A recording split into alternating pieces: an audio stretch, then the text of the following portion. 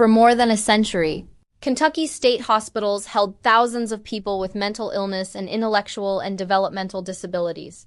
Those institutions were overcrowded, underfunded, and often heartbreaking. But they were the only system Kentucky had. When the state began closing and downsizing those hospitals, leaders promised something better.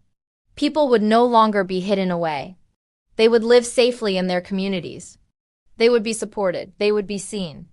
But building that new system took decades, and it is still not finished. Section 1. The 1960s. The first major shift in the 1960s. Under governors like Edward Breathitt and Louis Nunn, Kentucky became a national leader in mental health reform. Inspired by the Federal Community Mental Health Centers Act, Kentucky created a statewide network of regional mental health centers. Every county in the state would now be tied to a regional program offering services outside the old institutions. This was the beginning of the 14 community mental health centers we know today. It was Kentucky's first attempt to replace the hospitals with a true community system. Section 2. The 1980s and 1990s. Shrinking hospitals, growing gaps. By the 1980s and 1990s, Kentucky's state hospitals were shrinking. Funding was declining.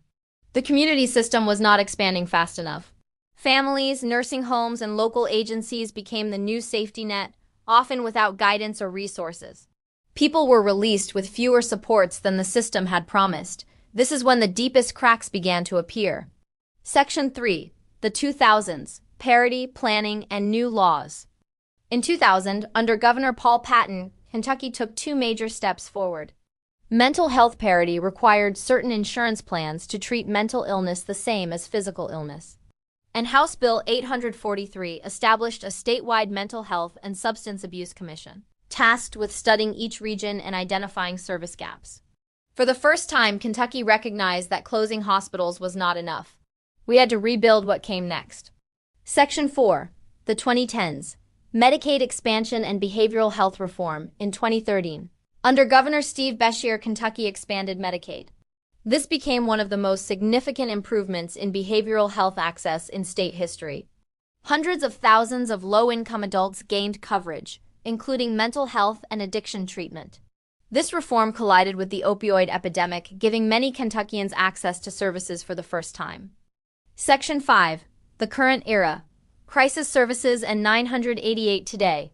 Under Governor Andy Beshear, Kentucky continues trying to strengthen the crisis system.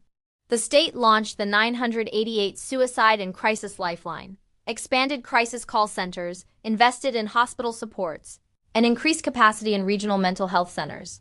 But the need still outweighs the services. IRFs are overcrowded. Nursing homes receive behavioral cases they were not built for. Group homes struggle with staffing. And long-term psychiatric beds remain limited. Section 6. What replaced institutions for people with IDD in aging adults as Kentucky moved away from institutional care. The state created several Medicaid waiver programs to help people remain at home and in their communities. For people with intellectual and developmental disabilities, Kentucky developed the Supports for Community Living (SCL) waiver and the Michelle P. waiver. These programs offer staffed homes, therapies, day programs, and supervision. Kentucky also created the Home and Community-Based (HCB) waiver. This program supports adults who, in the past, would have been placed in nursing homes because of medical or physical needs. The HCB waiver provides adult day health care, personal care, nursing services, case management, respite, meals, and home supports. It is the foundation that makes it possible for medically fragile adults, seniors, and people with chronic conditions to remain at home instead of being institutionalized. But like all waivers, HCB faces wait lists, staffing shortages, and growing demand. Section 7. The rise of adult day health care. As the hospitals closed and the waiver system expanded, a new question emerged. Where would people go during the day for structure, nursing, supervision, and social connection? Families could not provide 24-hour support. Nursing homes were not designed for behavioral or cognitive needs. Group homes were not staffed for all-day clinical oversight. This is when adult day health care became essential. Kentucky began authorizing adult day health centers in the late 1970s and 1980s. They expanded significantly through the 1990s and 2000s as institutional care declined. Adult day health centers provide skilled nursing, medication management, behavior and cognition monitoring, fall prevention, nutrition, socialization, activities, community integration, transportation, and care coordination. Adult day health care keeps people out of nursing homes, out of the EA, and safely in their homes. Section 8. Major obstacles adult day health centers face. Adult day health centers face major obstacles. Staffing shortages, increasing medical complexity, limited reimbursement, expanding regulations, and the expectation that they will fill gaps left by hospitals, home health, and residential facilities.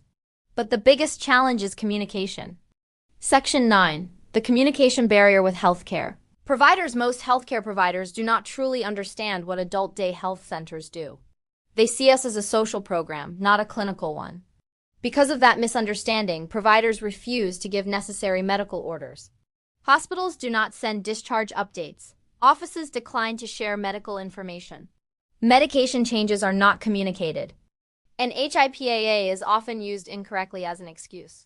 Adult day health centers send detailed e-reports and never hear back. They request orders required by state regulation and are told, "I do not sign orders for adult day." Families are left trying to interpret medical changes on their own. IPAO is not the barrier. Misunderstanding is. This communication gap puts clients at risk. Medication errors, missed follow-ups, unnecessary hospitalizations, and delays in care. Kentucky's story did not end when the old institutions closed. It continues today in community mental health centers, in waiver programs, in crisis services, and inside adult day health centers across the state. The promise was that people would live in the community with the support they deserve. Adult day health care is a critical part of making that promise real.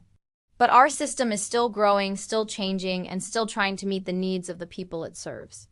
This is the story of what replaced Kentucky's state hospitals, and the story of what still needs to be built.